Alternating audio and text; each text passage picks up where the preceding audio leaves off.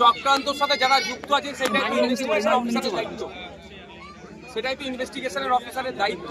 এই চক্রান্তর সাথে যারা যারা যুক্ত আছে খুঁজে বার করা আর সর্বোচ্চ শাস্তির ব্যবস্থা করা। যদি সর্বোচ্চ শাস্তির ব্যবস্থা করতে না পারেন, যদি এক্ষেত্রে মনে হয় এড়িয়ে যাচ্ছে, তাহলে আমরা কিন্তু এই জনগণকে নিয়ে গণতান্ত্রিক প্রক্রিয়ায় মাঠে ময়দানে আন্দোলন সংগঠিত করব এবং আইনি লড়াই আমরা লড়ব। আমরা আশা করব এখনো এখানে এসে নিশ্চিতভাবে আপনারা শুনেছেন এই সম্প্রীতির মাটি, এর ঐক্যের মাটিকে কোনোভাবেই বিনষ্ট করতে দেওয়া যাবে না। এলাকার মানুষজনকে শৃঙ্খলাবদ্ধ হয়ে থাকতে, সম্প্রীতির সাথে থাকার আমি অনুরোধ করেছি। যাকে খুন করেছে সে পরিবারের একমাত্র উপার্জনকারী, সুতরাং কম করে একটা প্রাণের দাম দেওয়া যায় না, তারপরেও কম করে 20 লক্ষ টাকা ক্ষতিপূরণ দেওয়া হোক সরকারিভাবে এবং পরিবারের পক্ষ থেকে সরকারের চাকরির ব্যবস্থা করা হোক। এটা দাবি আমি করেছি। আমি দাবি না, আমার সাথে গ্রামের মানুষ, এলাকাবাসীও সহমত। তাহলে পরিবারটা চলবে কি করে? আর যারা এই খুনটা করে নাম ধরে জিজ্ঞাসা করেছে, নাম কি, যে মুসলিম নাম হয়েছে, অ্যাটাক হয়েছে, তার বলে আমি সমগ্র হিন্দু ভাইকে আমি অপরাধী করতে পারবো না। ঘুটিয়ারি শরীফের মাটি, সম্প্রীতির মাটি, ঐক্যের মাটি, এখানে একসাথে সহাবস্থান বছরকে বছর করে আসছে। সুতরাং এখানে যারা ঐক্য বিনষ্ট করতে চাইছে তাদের বিরুদ্ধে লড়াই হিন্দু মুসলমান নির্বিশেষে হবে।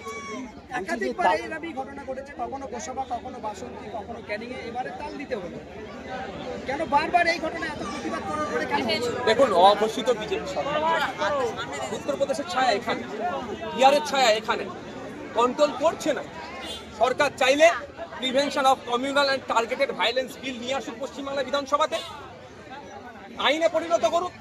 এই গণহত্যার সাথে, গণপিটুনির সাথে, ধর্মীয় হিংসা ছড়ানোর সাথে যারা যুক্ত আছে তাদের বিরুদ্ধে সর্বোচ্চ শাস্তির নিদান দেওয়ার জন্য নিয়ে আনুক না, সেটা আনছে না। আর কি বলছে যে বিজেপি চলে আসবে গল্প। বিজেপি না এসে এই রাজ্যে যেভাবে সংখ্যালঘু মুসলমানদের উপর অত্যাচার হচ্ছে, বিজেপি রাজ্যের মতোই পুরো অংশে কম যাচ্ছে। আমরা দেখেছি উত্তরপ্রদেশে এই ধরনের ঘটনা, তেলু, 1 লাখ থেকে শুরু করে জুনায়েদ, তাবরেজ থেকে শুরু করে বিভিন্নভাবে এই ধরনের বিজেপি শাসিত রাজ্যগুলোতে হয়েছে।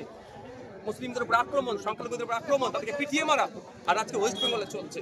আপনারা অবাক হবেন, গত পরশু দিনকে পশ্চিম মেদিনীপুর দাঁতনে এই ধরনের একটা সংখ্যালঘু মুসলিম ছেলেকে ঘরে অভিযোগ শক দিয়ে মেরে দিয়েছে। এখানেও অভিযোগ কারেন্টে শক দিয়ে মেরেছে। তবে এটা যারা, আমি আইসেফ করতে এখানে আসিনি ভাই, আমি বিচার চাইতেছি। তো এখানে এই ধরনের ঘটনা ঘটছে। গতকালকে বাঁকুড়া জেলাতে ফেরিওয়ালাকে ধরে জোর করে ধর্মীয় স্লোগান তুলতে বলেছে এবং টাকা চেয়েছে, সে স্লোগান তুলেনি, টাকা দিতে বাধ্য, টাকা দেবে না বলে তার উপরে আক্রমণ চলেছে। তার ঘাড়ে, গলায়, পিঠে একাধিক জায়গায় ছুরি দিয়ে আক্রমণ করেছে। তাহলে পশ্চিমবাংলাতে জঙ্গলরাজ হচ্ছে নাকি এটা? উত্তরপ্রদেশে এইগুলো দেখেছি, উড়িষ্যাতে দেখছি যে মুসলিম ফেরিওয়ালা হওয়ার জন্য তারপরে আক্রমণ নেমে আসছে। আজকে ওয়েস্ট বেঙ্গলে মুসলিম ফেরিওয়ালা হওয়ার জন্য আক্রমণ কেন নামবে? মুখ্যমন্ত্রী যদি মনে করেন, রাজ্য সরকার যদি মনে করেন মুসলমানদের এই রকম করে আতঙ্কিত করে পকেটে ভরে রাখবো, এটা তার ভুল হচ্ছে। যে মুসলমানরা ক্ষমতায় নিয়ে আসতে সর্বোচ্চ সহযোগিতা করেছে রাজ্য সরকারকে, সেই মুসলমানরাও কিন্তু আগামী দিনের জবাব দেবে। কারণ এখানে রুজি রুটির ব্যাপার যেমন আছে, প্রাণ বাঁচানোর ব্যাপার এসে যাচ্ছে। সরকারি চাকরিতে মুসলমানদের অবস্থান 1% নিচে নেমে গিয়েছে, তারপরও পশ্চিমবাংলার মুসলমানরা স্যাক্রিফাইস করছে না। সম্প্রীতির জন্য, ঐক্যের জন্য তৃণমূলকে নিয়ে আসতে হবে, আমাদের বাঁচতে হবে মাত্র। আজকে দেখুন সামাজিকভাবেও মুসলমানদেরকে আজকে কোথায় ঠেলে দিচ্ছে, মুসলিমদেরকে দেখে দেখে আক্রমণ বেছে বেছে হচ্ছে। আমি এটা বলছি না মুসলমানদের উপরে হচ্ছে বলে অন্য সমাজের উপরে আক্রমণ হোক, এটা চাইছি না, কিন্তু আক্রমণটা তো বন্ধ করতে হবে। বন্ধ করার দায়িত্ব কার? রাজ্য প্রশাসনের। রাজ্য প্রশাসন সম্পূর্ণরূপে ব্যর্থ হচ্ছে। আমার তো মনে হয় বকলমে আরো উস্কানি দিচ্ছে। কারণ যারা যারা এই খুনটার সাথে যুক্ত, এই ঘুটিয়ার এই দালদির এই খুনটার সাথে যুক্ত, আমরা খোঁজ নিয়ে দেখছি তাদের অনেককে এখনো গ্রেফতার করেনি। কিন্তু কারো বাড়ি মৌখালীতে, আরো বিভিন্ন জায়গায় বাড়ি, এখনো গ্রেফতারই করেনি। কেন করেনি এখনো গ্রেফতার? আমরা তার লোকেশন দিচ্ছি যে ও ওইখানে আছে। আমরাও কয়েকটা দিন অপেক্ষা করছি, যদি মনে করে প্রশাসন এইরকম ভাবে ঘোরাবো, এইরকম ভাবে করবো, এই চলছে চলুক। আমি আপনাদের বলে যাই, দুটো পদ্ধতি যাবো, মাঠে ময়দানে গণতান্ত্রিক প্রক্রিয়ায় আন্দোলন সংগঠিত করব। এই ঘুটিয়ারি শরীফেই হবে। ঘুটিয়ারি শরীফের সর্বধর্ম সমন্বয়ের একটা ঐক্যের জায়গা, সর্বধর্ম সমন্বয়ের নিয়ে মানুষকে নিয়ে এখানে আন্দোলন সংগঠিত হবে। দ্বিতীয় হচ্ছে আইনি লড়াই শুরু হবে। কাসেম সিদ্দিকী কিন্তু থানায় এসেছিলেন, আসার পরে আপনার ভাইজান, বড় ভাইজান কারেন্সি থেকে থানায় এসেছিলেন, তিনি কিন্তু তৃণমূলের সাধারণ সম্পাদক। তিনি বলাতে অলরেডি আমরা দেখেছি যে পরেশরাম বাবুকে এখানে আসতে বলেছেন, এখানকার বিধায়কের। তিনি বলেছেন যে এবং তার এই বলার পরিপ্রেক্ষিতে কিন্তু দালাল বলে আখ্যা দিয়েছেন। তিনি তার দলের লোককে দালাল বলবেন না, ডাকাত বলবেন না, ভালো বলবে, তাদের ওটা ব্যাপার, তারা মিলে নেবে। এক নম্বর কথা। আমি ওই বিষয়ে বিতর্কে যাবো না। আমি একটা কথা বলবো, জনপ্রতিনিধিদের এখানে আসা দরকার। সাহস পাবে, মানসিক শক্তি পাবে। কারণ হচ্ছে দেখুন, এই পরিবারের একমাত্র উপার্জনকারী ছিল, তাকে মেরে দিয়েছে। পরিবারটা আমার দ্বিধাগ্রস্তের মধ্যে আছে। আমি তো শুনলাম এফআইআর, ফার্স্ট এফআইআর অভিযোগটাতে পুলিশ যে ওরা লিখে রেডি, বলছে এখানে সই করে দাও। ও কি বুঝে সাধারণ মানুষ? কোর্ট কাছারি আদালত বুঝে সই করে দিয়েছে। মানসিকভাবে দুর্বল। তো এখানে যদি পরেশরাম বাবু আসে, এই পরিবারটা তো মানসিকভাবে শক্তি পাবে।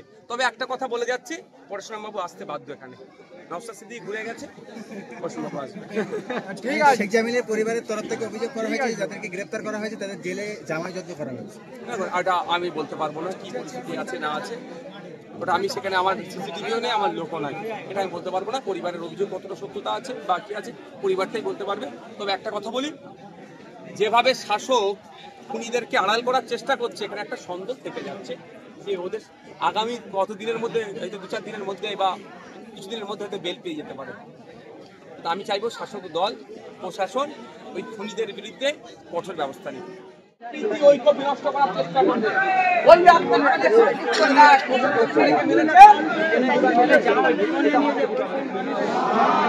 খুনিরা মেরেছে, সমাজ বিরোধীরা মেরেছে, দুষ্কৃতীরা মেরেছে। দুষ্কৃতীদের ধর্ম জাত হয় না। আপনাকে বোঝাবে ওখানে একবার হিন্দু আছে, ওখানে একবার মুসলমান আছে, এরা মুসলমানদের ছেলে মেরেছে, হিন্দুদের ছেলে মেরেছে, যা হোক একটা স্তর। এই ফলে আমরা পাই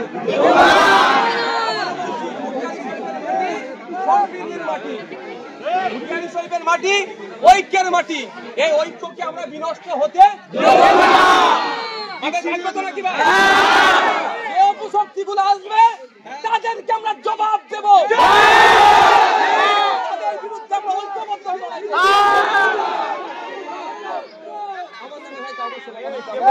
আমি আমার নামে স্লোগান নিতে আসিনি ভাই।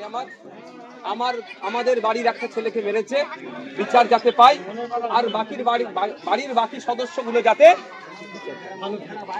দেখুন, এই 15-20 দিন, 1 মাস পরে আর কেউ ওখানে খোঁজ নেবে না। আমি বলি বলে খারাপ হয়ে যায়, ওর সংসার কিভাবে চলছে ওই মাটাই বলতে পারবে। ওই বাচ্চাটা 6 বছরের বাচ্চা স্কুলে যাওয়া শুরু করেছে, সঠিক স্কুলে যেতে পারছে কি পারছে না, ওই পেন খাতা হ্যান ত্যান টিউশন কি হচ্ছে কি হচ্ছে না, কেউ খোঁজ নেবে না। তাহলে আজকে যদি ওর 20 লাখ টাকা একটা সরকারি চাকরি হয়, তাহলে তো ওর ভবিষ্যৎটা বেঁচে যাবে। এই জন্যই চাওয়া, এই জন্যই আমরা চাই। ভালো থাকবেন আপনারা।